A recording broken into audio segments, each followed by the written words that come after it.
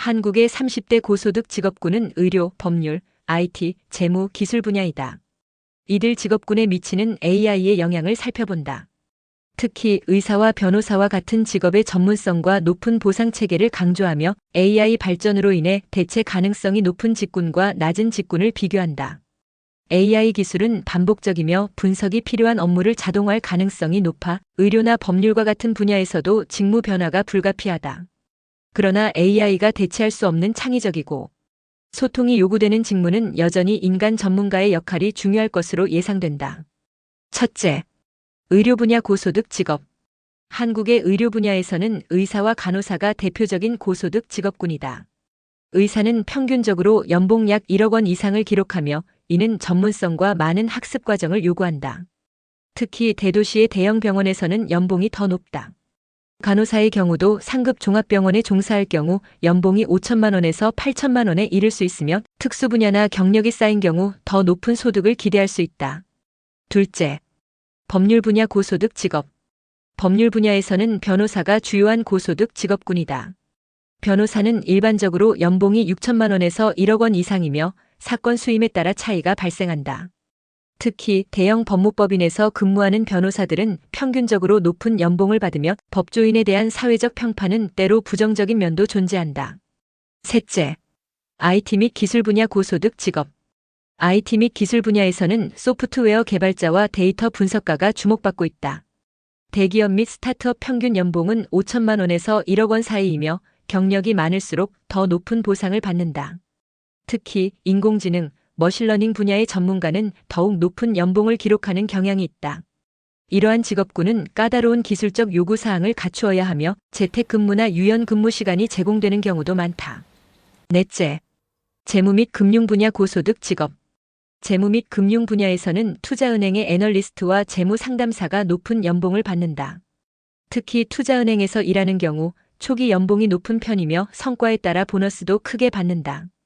일반적인 금융 직군에서 연봉은 5천만 원 이상이며 대형 금융사와 글로벌 금융기관에서는 1억 원을 초과한다. 이들 직업은 경제 상황에 민감하지만 높은 보상을 제공하는 직업군으로 주목된다. 그렇다면 AI가 대체할 수 있는 직업군은 무엇인가? 로봇과 인공지능 AI는 일자리의 일부를 대체하며 산업계와 노동시장에 지각 변동을 일으킬 것으로 예상된다. 특히 사무 종사자, 판매 종사자, 장치기계 조립, 단순 노무 등의 직군은 대체 가능성이 높고 그 비율은 61%에서 80%로 조사되었다. 디지털 기술의 발전으로 인해 고용 규모는 5년 뒤 8.5%, 10년 뒤에는 13.9% 줄어들 것이다.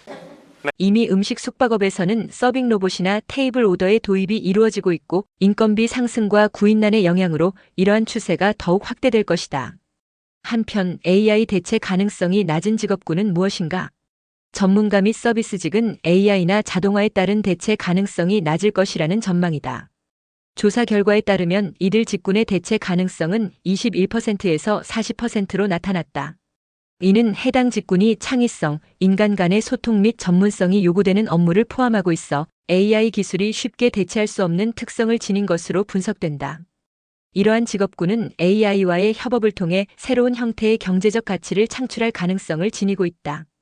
AI 기술 발전의 사회적 영향은 긍정적인 면과 부정적인 면 모두를 가지고 있어 사회적으로 여러 가지 문제를 야기할 것이다.